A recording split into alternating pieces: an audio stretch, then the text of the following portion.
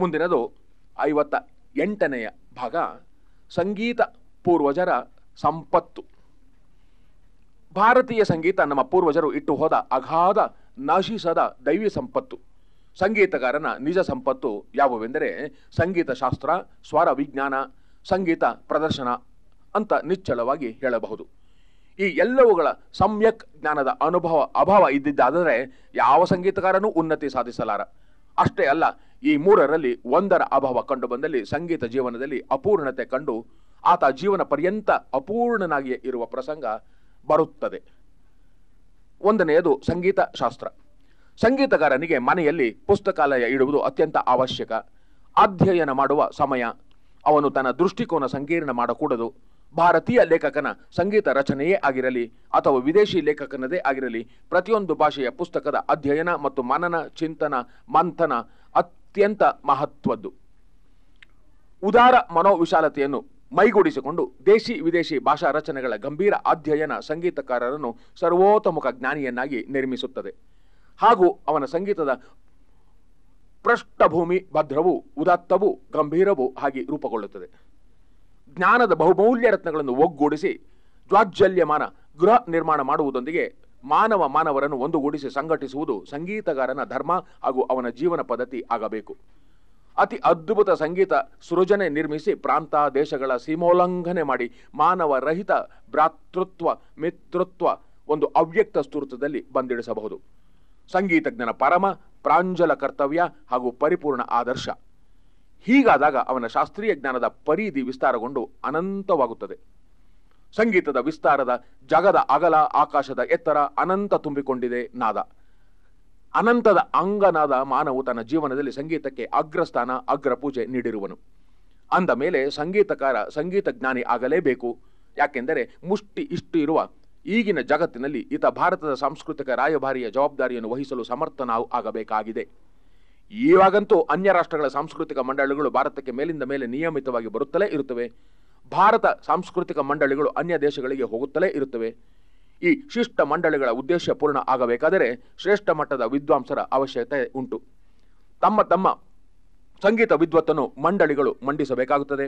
ಆದುದರಿಂದ ವಿದ್ವಾನ್ ಕಲಾಕಾರರು ತಮ್ಮ ಪ್ರತಿಭೆಯಿಂದ ರಾಷ್ಟ್ರೀಯ ನಾಯಕರನ್ನು ಹಾಗೂ ಜನ ಸಮುದಾಯವನ್ನು ಪ್ರಭಾವಿತಗೊಳಿಸುವುದು ಅನಿವಾರ್ಯ, ಅಷ್ಟೇ ಗೌರವಾನ್ವಿತ. ಒಂದು ದೇಶದ ಸಾಂಸ್ಕೃತಿಕ ಪ್ರತಿಭೆ ಎಷ್ಟು ಶ್ರೇಷ್ಠ ಮಟ್ಟದ್ದಾಗಿರುತ್ತದೆಯೋ ಅಷ್ಟೇ ಮತ್ತೊಂದು ದೇಶವನ್ನು ಪ್ರಭಾವಗೊಳಿಸಲು ಶಕ್ಯವಾಗಿ ಇರುತ್ತದೆ. ದೇಶದ ಮಾನ, ಮರ್ಯಾದೆ, ಗೌರವ ರಕ್ಷಕರು ಸಂಗೀತಗಾರರು ಎಂಬುದನ್ನು ಮರೆಯಬಾರದು. ಇವರ ಉತ್ತರದಾಯಿತ್ವ ಮೇಲ್ಪಂಕ್ತಿ ಆಗಿರುತ್ತದೆ. ಎರಡನೆಯದು ಸ್ವರ ವಿಜ್ಞಾನ. ಗೋಷ್ಠಿಗಳು, ಸಮ್ಮೇಳನಗಳು ಸಂಗೀತಗಾರನ ಪ್ರತಿಭಾ ಪ್ರದರ್ಶನದ ವರೆಗಲ್ಲುಗಳು. ಇಲ್ಲಿ ಅನೇಕ ಕಲಾಕಾರರ ಒಂದೇ ಮಂಚದ ಮೇಲೆ ಮಿಲನ, ವಿಚಾರ ವಿಮರ್ಶೆ, ವಿಚಾರ ಸಂಕಿರಣಗಳು ಜರುಗುತ್ತವೆ. ಗೋಷ್ಠಿಗಳಲ್ಲಿ ಭಾಗವಹಿಸಲು ಕಲಾಕಾರನಿಗೆ ಸಂಕೋಚ, ದುಗುಡು, ಕೀಳರಿಮೆ ಇರಕೂಡದು. ಇದ್ದುದೇ ಆದರೆ ಸಂಗೀತ ಜ್ಞಾನದ ಆಳ ಇಲ್ಲವೆಂದೇ ಹೇಳಬಹುದು. ಸಫಲ ಸಂಗೀತಜ್ಞರಾಗಬೇಕಾದರೆ ಮೇಲಿಂದ ಮೇಲೆ ಸಭೆ ಸಮ್ಮೇಳನಗಳಲ್ಲಿ ಭಾಗಿಯಾಗಬೇಕು. ಅಂತಹವನ ಕಲಾ ಜೀವನ ವಿಸ್ತಾರಗೊಳ್ಳುತ್ತಾ ದಶೋದಿಶೆಗಳಲ್ಲಿ ಮಿಂಚುತ್ತಾ ಸಮೃದ್ಧಗೊಳ್ಳುತ್ತಾ ಸಾಂಸ್ಕೃತಿಕ ಸಿರಿತನ ಹಿರಿತನ ಮೆರೆಯುವನು. ವಿಶ್ವದ ಸರ್ವಶ್ರೇಷ್ಠ ಸಂಗೀತಗಾರರು ಗೋಷ್ಠಿಗಳ ಮುಖಾಂತರವೇ ವಿಖ್ಯಾತರಾಗಿ ವಿಜೃಂಭಿಸಿರುವರು. ಇವು ಕಲಾಕಾರರನ್ನು ಪಳಗಿಸುವ ಕೇಂದ್ರಗಳು. ಮೂರನೆಯದು ಸಂಗೀತ ಪ್ರದರ್ಶನ. ಸೌಂದರ್ಯ ಬೋಧನೆ, ಸತ್ಯದ ಅವ್ಯಕ್ತ ರೂಪವನ್ನು ವ್ಯಕ್ತ ಮಾಡುವುದೇ ಸಂಗೀತದ ನಿಜ ರೂಪ. ಭಾವನೆಗಳನ್ನು ಸ್ವರಗಳ ಮಧ್ಯದಿಂದ ಅಭಿವ್ಯಕ್ತಗೊಳಿಸುವುದೇ ಈ ಕಲೆಯ ಮುಖ್ಯ ಧ್ಯೇಯ. ಸಂಗೀತದಿಂದಲೇ ಪ್ರಕೃತಿಯ ಸೌಂದರ್ಯ ಸಂಪತ್ತು ಹೆಚ್ಚಿದೆ ಅಂದರೆ ಅತಿಶಯೋಕ್ತಿ ಆಗಲಾರದು. ಸೌಂದರ್ಯ ತುಂಬಿದ ಸಂಗೀತದಲ್ಲಿ ಬದುಕಿನ ಮಧುರ ನಿನಾದವಿದೆ. ದೇವರು ಸೃಷ್ಟಿಸಿದ ಪ್ರಕೃತಿಯ ಚಲುವಿಗಿಂತ ಪ್ರಕೃತಿ ನೋಡಿ ಸೃಷ್ಟಿಸಿದ ಸಂಗೀತ ಪ್ರಕೃತಿಗಿಂತಲೂ ಚಲುವು. ಸಂಗೀತ ನುಡಿಸುವುದರಿಂದ, ಕೇಳುವುದರಿಂದ ಮಾನವನ ಹೃದಯದ ಅಂತರಾಳದಲ್ಲಿ ವಿಶ್ವಪ್ರೇಮ ಆವಿರ್ಭವಿಸುತ್ತದೆ. ಆದುದರಿಂದ ಸಂಗೀತಕ್ಕೆ ಸಂಬಂಧಿಸಿದ ಗ್ರಂಥಗಳ ಗಂಭೀರ ಅಧ್ಯಯನ, ಗೋಷ್ಠಿಯಲ್ಲಿ ಭಾಗವಹಿಸುವಿಕೆ ಇವು ಎಲ್ಲವುಗಳನ್ನು ನಮ್ಮ ಪೂರ್ವಜರು ಬಿಟ್ಟು ಹೋದ ಬಳುವಳಿ ಪರಂಪರೆ.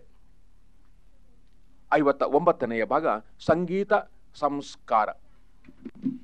ವಿಶ್ವಕ್ಕೆ ಆದಿ ಇಲ್ಲ, ಅಂತ್ಯವೂ ಇಲ್ಲ.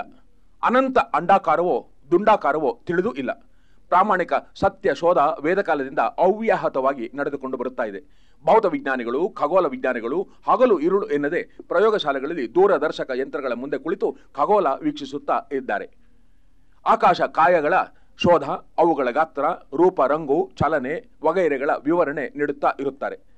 ಆದರೆ ಖಂಡಿತ ಈ ಅಖಂಡ ವಿಶ್ವದ ಪರಿಕಲ್ಪನೆ ರಹಸ್ಯವಾಗಿಯೇ ಉಳಿದುಕೊಂಡು ಬಂದಿದೆ.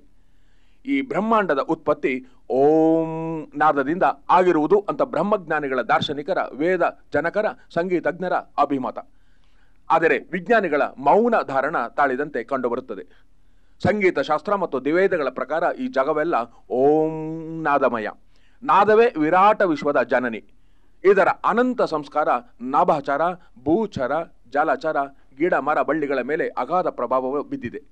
ಒಂದೊಂದರಿಂದ ಒಂದೊಂದು ಧ್ವನಿಯ ಸಂಸ್ಕಾರ ಮಾನವನ ಮಸ್ತಿಷ್ಕದ ಮೇಲೆ, ಹುಣ್ಣು ಮನಗಳ ಮೇಲೆ ಬಿದ್ದು ಗುಣಗುಣಿಸ ಹತ್ತಿ ತನ್ನ ಧ್ವನಿಗೆ ಸಂಸ್ಕಾರ ನೀಡಿ ಸ್ವರೋತ್ಪತ್ತಿ ಮಾಡಿದ. 7 ಸ್ವರಗಳ ಜನಕನಾದ ಓಂ, ಸಪ್ತಸ್ವರಗಳ ಏಕಾಕ್ಷರ. ಓಂ ನಾದ ಕರುಳು ಬಳ್ಳಿಯ ಉಗಮ ಸ್ಥಾನದಿಂದ, ನಾಭಿ ಮೂಲದಿಂದ ಹೊರ ಹೊಮ್ಮುತ್ತದೆ ಅಂತ ಯೋಗ ಶಾಸ್ತ್ರ ಪಂಡಿತರ ಅಭಿಮತ. ನಾದದ ಉಗಮ ಕಂಠ, ಜಠರ, ಓಷ್ಟ ಅಂದರೆ ತುಟಿ ಅಲ್ಲ. ಇವೆಲ್ಲ ನಾದ ಹೊರ ಹೊಮ್ಮುವ ಮಾಧ್ಯಮ. ಸಂಗೀತ ನಾಲಿಗೆ, ತುಟಿಗಳ ಚಲನವಲನವು ಅಲ್ಲ, ಅಂತರಾಳದ ತರಂಗ. ಸಂಗೀತ ಅಭ್ಯಾಸಕ್ಕೆ ಗುರು ಕರುಣೆ, ಸಂಸ್ಕಾರ ಅತಿ ಅವಶ್ಯಕ. ಸಂಗೀತ ಅಭ್ಯಾಸಗಳು ಗುರುವಿನ ಗುಲಾಮರಾಗಲೇಬೇಕು. ಗುರು ಪರಂಪರೆಯ ಸಂಸ್ಕಾರದಿಂದಲೇ ಶಿಷ್ಯ ಸುಸಂಸ್ಕೃತ ಸಂಗೀತಗಾರನು ಆಗುತ್ತಾನೆ. ಸಂಗೀತ ವಿದ್ಯಾ ಬಹಳ ಕಠಿಣವಾದದ್ದು. ಸಂಗೀತ ಮತ್ತು ನಿಸರ್ಗಕ್ಕೆ ಬಿಡಿಸಲಾರದ ನೆಂಟು. ಸಂಗೀತವಲ್ಲದ ನಿಸರ್ಗ ಬರಡು, ಮರುಸ್ಥಲ. ನಿಸರ್ಗವಿಲ್ಲದ ಸಂಗೀತ ಆತ್ಮರಹಿತ ಶವ. ಎರಡರ ಸಂಗಮ ಮಾತ್ರ ಮಾನವ ಹಾಗೂ ನಿಸರ್ಗ ಮಧುಮಯ, ಮಧುರ. ನಿಸರ್ಗವೇ ಮಾನವನಿಗೆ ಸಂಗೀತದ ಗುರು. ಅಂತೆಯೇ ಸಂಗೀತ ವೈವಿಧ್ಯಪೂರ್ಣ, ವೈಶಿಷ್ಟ್ಯಮಯವಾಗಿ ಬೆಳೆದು ವಿಶ್ವವ್ಯಾಪಿಯಾಗಿದೆ. ಸೃಷ್ಟಿ ಸಂಸ್ಕಾರ ಧಾರೆ ಎರೆಯುವ ಗುರು ಮಾತೆ. ಕರ್ನಾಟಕ ಮತ್ತು ಹಿಂದೂಸ್ತಾನಿಯ ಇರಲಿ, ಅವು ಉತ್ತಂಗ ಸ್ಥಾನದಲ್ಲಿ ಇವೆ. ಯುಗಳ ಸಂಗೀತವು ಶ್ರವಣ ಸುಖ ನೀಡುತ್ತವೆ. ಒಂದಕ್ಕೆ ಬಂದಿಶ್ ಅಂದರೆ ಚೌಕಟ್ಟು ಇದೆ, ಮತ್ತೊಂದಕ್ಕೆ ಬಂದಿಶ್ ಇಲ್ಲ. ಸಂಗೀತಕ್ಕೆ ಭಾರತ ಜಗತ್ತಿಗೆ ಹಿರಿಯ ಕೊಡುಗೆಯನ್ನು ನೀಡಿದೆ. ಭಾರತ ಪ್ರಾಚೀನ ಕಾಲದಿಂದ ನಾದದ ತವರು, ಮಹಾಮನೆ. ವಿಭಿನ್ನ ಘರಾಣೆಗಳು ಉಂಟು, ಶೈಲಿಗಳು ಉಂಟು, ವೈವಿಧ್ಯಮಯಗಳು ಉಂಟು, ಭಿನ್ನತೆಯಲ್ಲಿ ಅಭಿನ್ನತೆ ಉಂಟು. ಇದುವೇ ಭಾರತದ ಹಿರಿಮೆ, ಗರಿಮೆ. ಅಂತೆಯೇ ಪಾಶ್ಚಿಮಾತ್ಯರು ಇಲ್ಲಿ ಬಂದು ಶಿಷ್ಯತ್ವ ವಹಿಸಿ ಸಂಗೀತ ಸಂಸ್ಕಾರ ಪಡೆದು ಮನಃಶಾಂತಿಯ ಉನ್ನತ ಸ್ಥಿತಿ ಹೊಂದಿದ್ದಾರೆ. ಸಂಗೀತ ಕುಲಶಿತ ಕದಡಿದ ಮನವನ್ನು ಆಳುವ ದೊರೆ. ಒಂದೊಂದು ರಾಗ ಒಂದೊಂದು ರೋಗ ನಿವಾರಕ. ಉದಾಹರಣೆಗೆ ಮಾಲ್ಕೌಸ್ ರಾಗ ಬೆಂದ ಮನಸ್ಸಿಗೆ ತಣ್ಣೀರಿನ ಕಾರಂಜಿಯ ಸಿಂಚನಗೈದು ಶಾಂತಿ ನೆಮ್ಮದಿ ಎರಕ ಹೊಯ್ಯುತ್ತದೆ.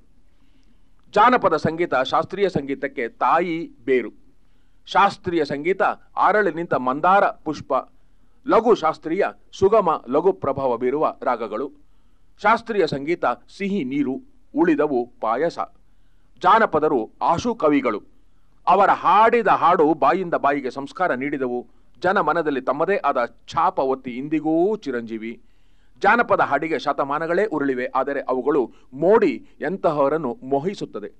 ಯಾಕೆಂದರೆ ವಂಶದಿಂದ ವಂಶಕ್ಕೆ, ಜನರಿಂದ ಜನರಿಗೆ ಹರಿದು ಬಂದ ಅಗಾಧ ಸಾಂಸ್ಕೃತಿಕ ಸಂಸ್ಕಾರ ಅವರನ್ನು ಮುಟ್ಟಿದೆ, ತಟ್ಟಿದೆ.